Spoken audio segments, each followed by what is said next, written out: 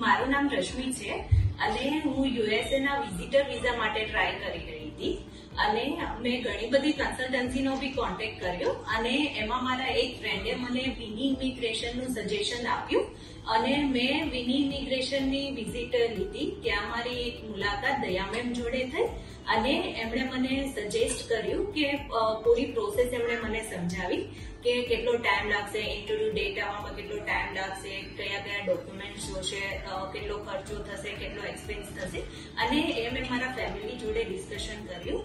ત્યારબાદ મેં મારી પ્રોસેસ છે વિની ઇમિગ્રેશન અને દયા મેમ જોડે સ્ટાર્ટ કરી અને એમણે મને જે 3 મંથ્સનું કમિટમેન્ટ આપ્યું હતું કે મારા યુએસએ ના જે વિઝા છે એ 3 મંથ્સમાં કમ્પ્લીટ કરી આપશે, એ મને 1.5 મહિનામાં એમણે કમ્પ્લીટ કરી આપ્યા.